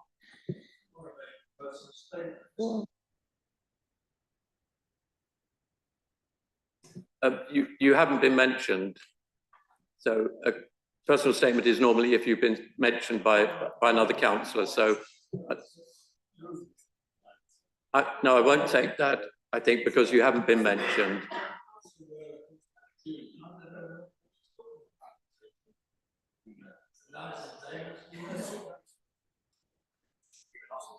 Okay, Councillor Beaumont, would you sum up, please? Yeah, thank you, Mr. Mayor. Yeah, that was slightly more lively than I thought it was going to be. Ultimately, as I said at the start, this training is very important, whether it's something that's mandatory or encouraged.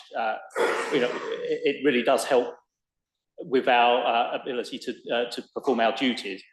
In some cases, such as planning, it's actually in the Constitution that this has to be a renewal. I think taking on board the comments were made where we actually have a separation maybe in future reports where mandatory training, or sorry, those members that were required to attend the training because it was mandatory, that there's a separate number and tally so that we understand that specific cohort. But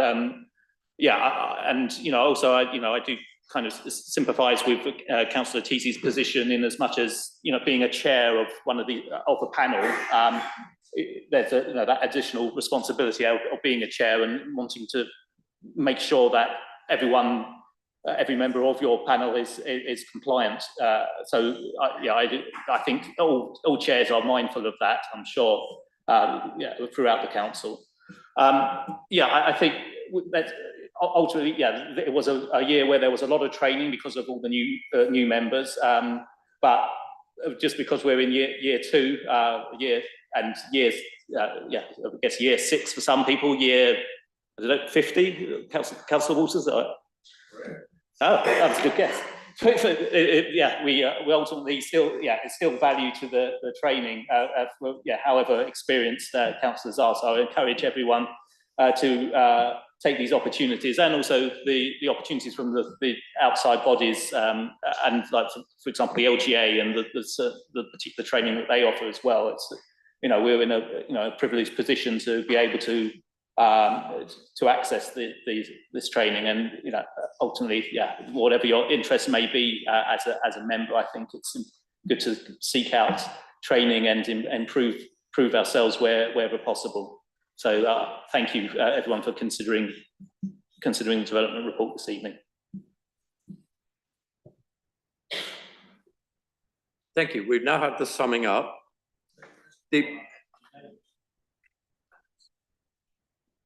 I'm sorry, we've had the summing up.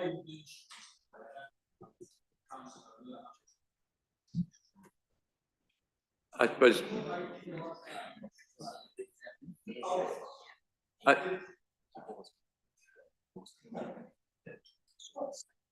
You were mentioned as having been a councillor for a long time.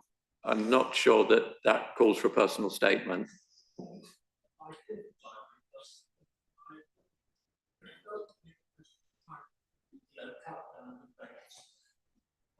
Point of order, Mr. Mayor. I think showing respect for the mayor is one of the parts of the Code of Conduct and the Constitution. So I would advise the councillor to show respect, and when the mayor asks them to be quiet, they should be quiet. Thank you.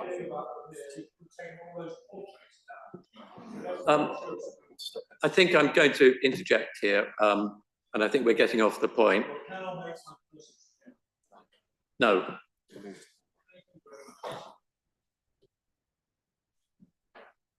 So the recommendation was set out in the agenda papers and is on screen. Can this be agreed unanimously? That is unanimous, I think? Yes. Thank you.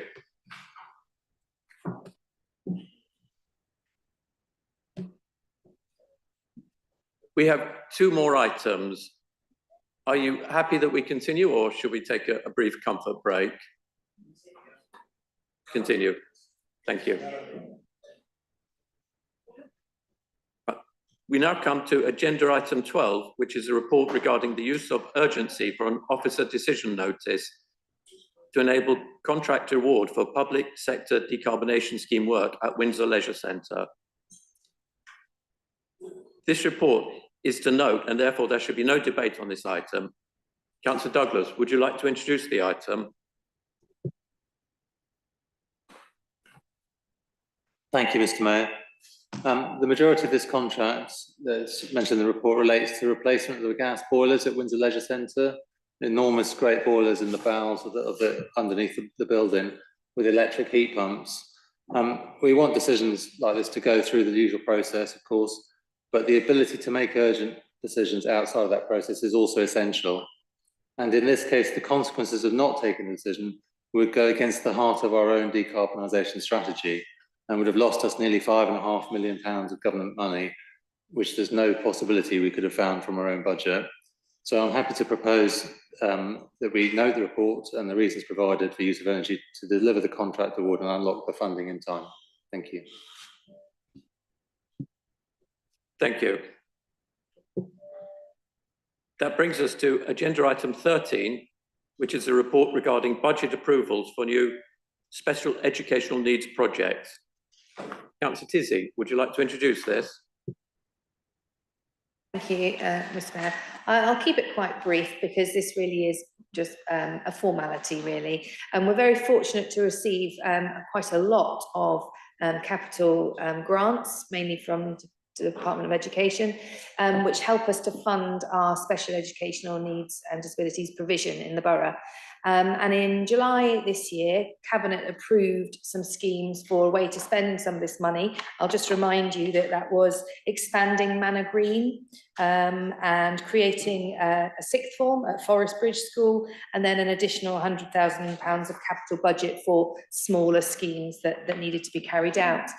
Now, the first sort of grant amounts were we knew about by the time of the budget early this year. But then in the March, just after the February budget was approved, another grant amount was confirmed. So it was too late for that to be added to the capital programme in the 2024-25 budget.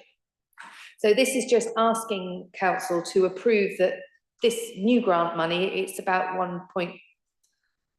nearly £1.5 million. So it's a really good amount of money for us to be able to have, needs to be just added to the capital programme, and we just need your agreement that that can happen so that we can start work very, very quickly on these fantastic projects. So I hope you can support that. Thank you. Is that seconded? I'll second and reserve my right. Thank you.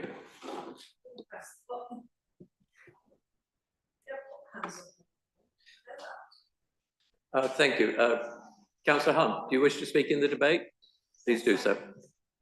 Mr. Mayor, yeah, this is wonderful news, really wonderful news. It's increasing Manor Green, the pupils there, also the Forest Bridge. And I'm very aware that there's there's quite a few people, children having to go out of the borough for services, which costs the borough an enormous amount of money. So having the services brought into the borough with this is fantastic. Thank you. Councillor Knowles. Thank you, Mr. Mayor. Yeah, fully support this. It's ring-fence funding in any way. We can't use it for anything else apart from what it's intended for. So it's a bit of a moot point, really. But and by nature of these things, if you ever work in education, you have the Monday morning roulette when you open the emails from the Department for Education and see what's arrived. And that's pretty much what happens with some of these grants and some of this money being shared out. So it's commendable that we are picking up these grants and they're being assigned quickly, as quick as possible, to the projects that need them. So I fully support it. Councillor Carol de Costa. Thank you, Mr. Mayor.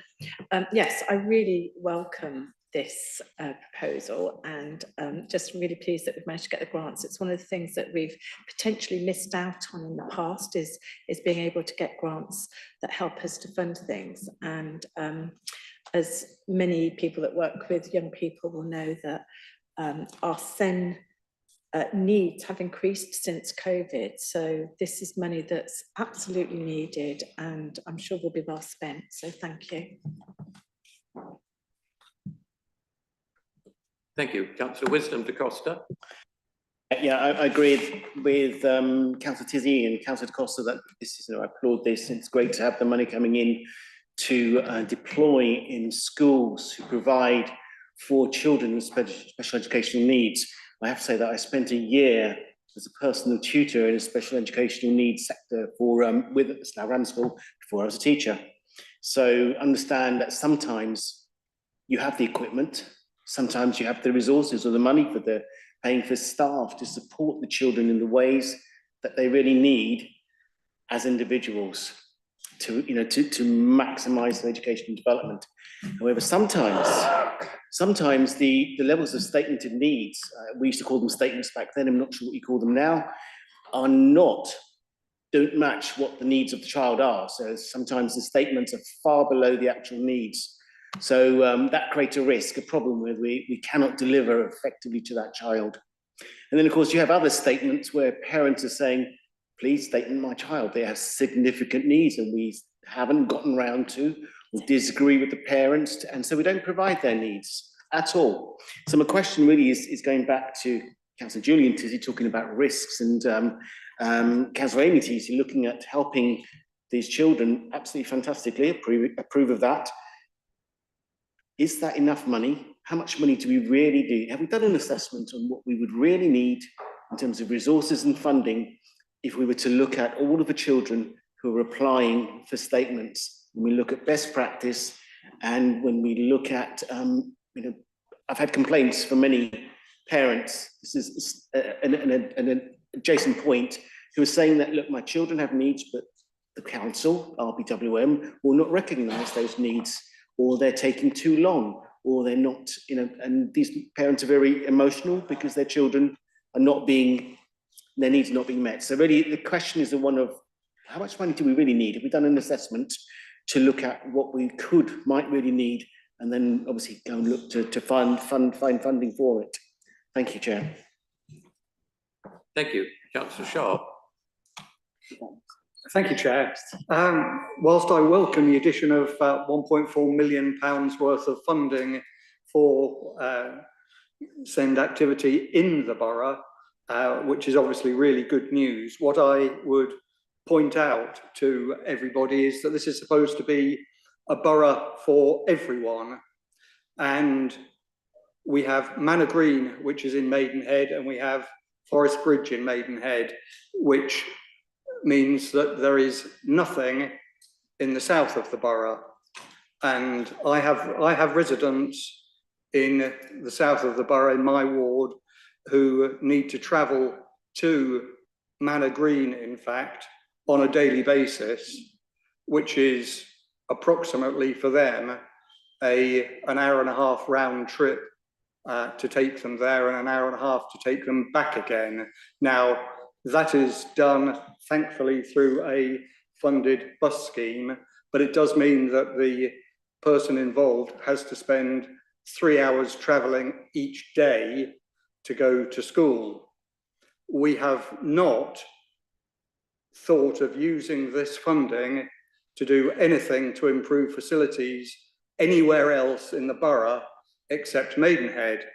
So I think this is a big loss for the residents in the south of the borough, certainly, but also for anybody else who doesn't happen to be in Maidenhead. And I think we really should think about how we provide for residents who are just as deserving, just as in need as people who are in this particular neck of the woods. So I think we have, in many ways, failed residents in the south of the borough. Thank you. Thank you. I see no more speakers. Would the seconder like to speak now, please? I really welcome these. Both of these, both Manor Green School by up to 20 pupils, but also particularly the creation of a 24-place sixth form at Forest Bridge Stream, because when I talk to parents, one of the worries they have is when they finish at 16, that there's a real lack of provision to take them onwards. And so I'm really, really overjoyed to see this. Of course, this isn't the only work we're doing across the borough. There is actually a school being provided for young people with special educational needs and disabilities in actually Windsor, on the outskirts of Windsor. So I think I don't know whether you call that the south of the borough, but that part of the borough is very well looked after as well. And I'm sure Amy is going to point out all the provision we do in Ascot and Sunninghill. Thank you. Councillor Amy Tizzy, would you like to sum up, please? I'm quite disappointed to hear the member claiming that we have failed children with special educational needs. I didn't sit in a room and decide to allocate money to Windsor or Maidenhead just on a whim. The provision that we provide for our children is very, very carefully worked out, not by me, but by officers who map the needs and the provision that we have across the whole borough. And this grant funding from the DFE is something we've had in the past. We've built up a considerable amount, and it's funded SEND units and SEND resources across the whole borough, including the Canopy, which is a SEND resource space at South Ascot Primary School, which is one of the ones we approved fairly recently. All of these projects go out to public consultation, so parents and residents can tell us if they agree with the places that we're suggesting to put these units and schools. And obviously, with amazing specialist provision like the Manor, that's not the kind of school that just pops up all over the place. Most local authorities only have one of those wonderful schools in them. And so, yes, children do have to travel for that specialist, incredible support. And that's why we have home to school transport for support for children with SEND, which is a huge cost, but a very important cost for the borough.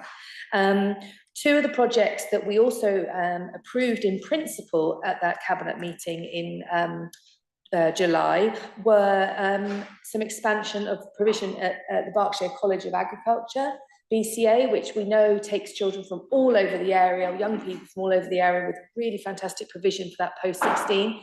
And also looking at creating some more provision at Churchmead, so in the Datchet area of the borough.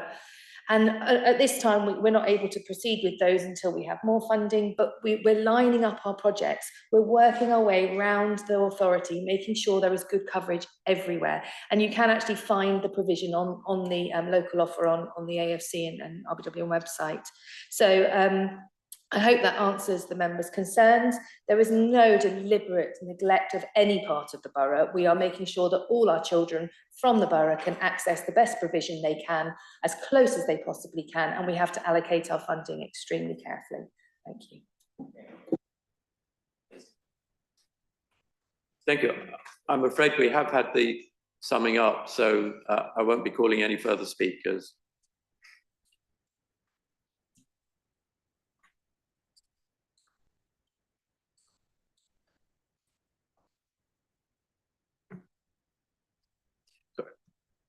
Can I ask if anybody has any questions on the Part 2 appendix, because before we vote, because that will indicate whether we need to go into Part 2 or not. And if we agree this here, then there is no need to go into Part 2. Are there any questions anybody has in mind? No, thank you. So the recommendations were set out in the agenda papers and are just coming up on your screen.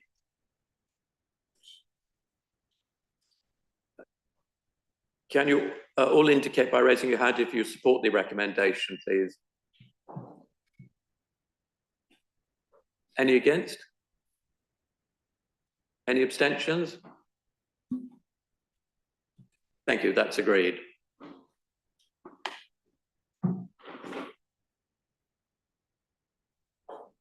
Well, as the recommendations to that item were approved just now, there is no requirement for us to move into Part 2 on this occasion.